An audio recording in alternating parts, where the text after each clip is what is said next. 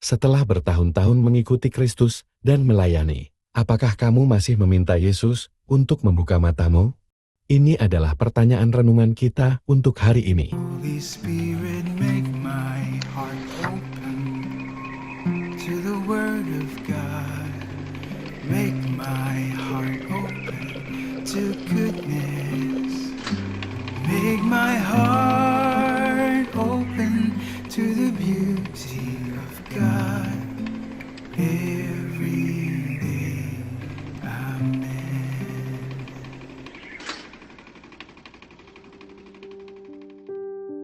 Tahukah Anda bahwa sebelum pertobatan Santo Agustinus, dia mengalami beberapa bentuk kebutaan? Sebelum pertobatannya, Agustinus sendiri mengakui bahwa dia hidup dengan beberapa jenis kebutaan. Pertama, ada kebutaan intelektual. Saat muda, Agustinus menganut ajaran sesat yang disebut Manichaeism, yang menjelaskan dunia sebagai perjuangan antara dua kekuatan yang sama, baik dan jahat. Pada saat itu, dia percaya bahwa kepercayaan itu menjawab pertanyaannya tentang kehidupan. Tapi kemudian dia sadar bahwa hal itu mencegahnya dari melihat kepenuhan kebenaran Kristen. Kedua, kebutaan moral. Agustinus berjuang dengan keinginan dan relasi yang tidak teratur. Dalam autobiografinya yang terkenal, dia dengan jujur mengakui kelemahannya. Pada satu titik, dia berdoa kepada Tuhan, "Berilah aku kekudusan dan pengendalian hawa nafsu, tapi nanti dulu." Dia tahu apa yang benar, tapi dia belum siap untuk menyerahkan hidupnya sepenuhnya kepada Tuhan. Ketiga, kebutaan rohani. Agustinus dengan tulus mencari kebenaran. Ia mempelajari filsafat dan agama. Tapi kesombongan dan keterikatan pada kehidupan lamanya membuatnya sulit untuk menerima Kristus dengan kerendahan hati. Kemudian datang momen yang menentukan pada tahun 368 AD di Milan. Suatu hari ketika sangat bermasalah dan berjuang, Agustinus mendengar suara seorang anak di dekatnya berkata, "Ambil dan bacalah." Dia mengambil kitab suci dan membuka bagian ini. "Tetapi kenakanlah Tuhan Yesus Kristus sebagai perlengkapan senjata terang, dan janganlah merawat tubuhmu untuk memuaskan keinginannya." Pada saat itu, Agustinus berkata, sebuah cahaya memasuki hatinya. Kebingungannya menghilang. Ia menyerahkan hidupnya kepada Kristus dan memulai jalan yang benar-benar baru.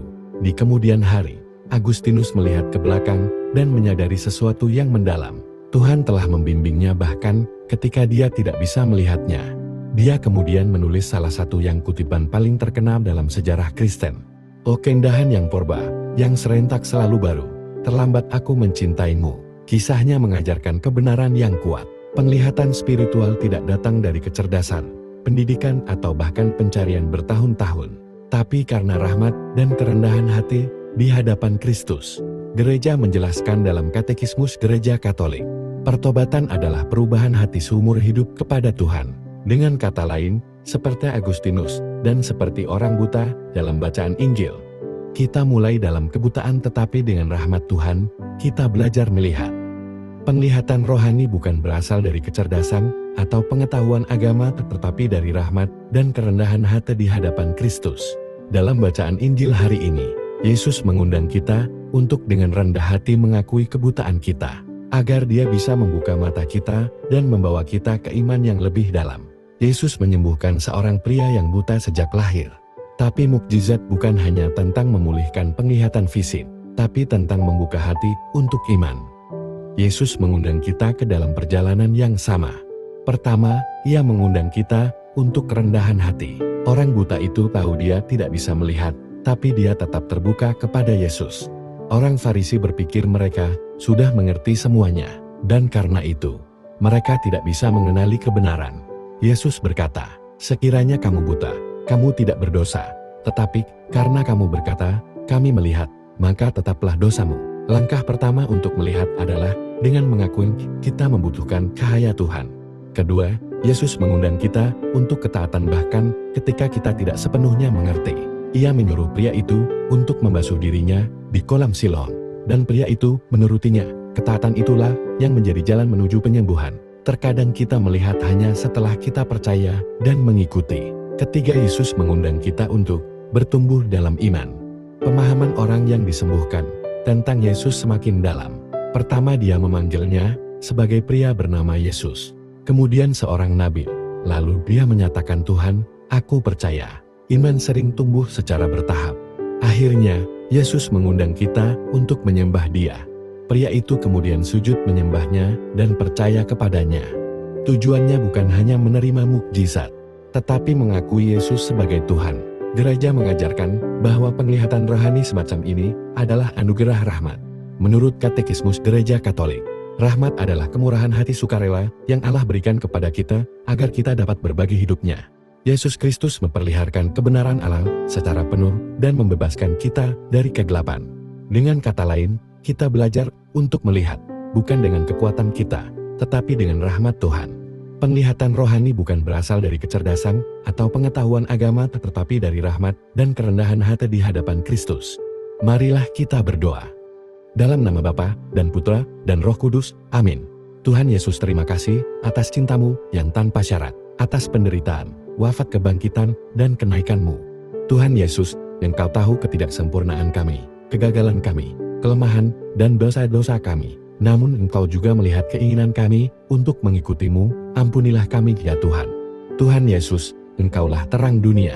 Seperti pria yang terlahir buta itu, kami datang ke hadapan-Mu dalam kerendahan hati. Setelah bertahun-tahun percaya dan melayani-Mu, jaga hati kami tetap sederhana dan terbuka.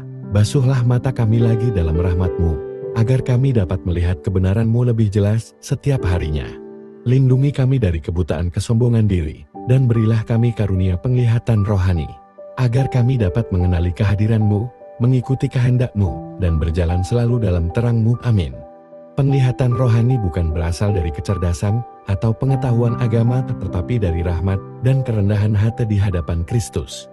Berhembuslah dalam diriku, ya Roh Kudus, agar segala pikiranku kudus. Bertindaklah dalam diriku, ya Roh Kudus, agar pekerjaanku juga kudus. Pikatlah hatiku, ya Roh Kudus, agar aku hanya mencintai yang kudus. Kuatkanlah aku, ya Roh Kudus, agar aku memperjuangkan segala yang kudus. Jagalah aku, ya Roh Kudus, agar aku selalu kudus. Amin. Penglihatan rohani bukan berasal dari kecerdasan atau pengetahuan agama, tetapi dari rahmat dan kerendahan hati di hadapan Kristus. Dalam nama Bapa dan Putra dan Roh Kudus. Amin. Tuhan memberkati keluarga Anda. Tuhan memberkati Gereja Katolik kita dan Couples for Christ.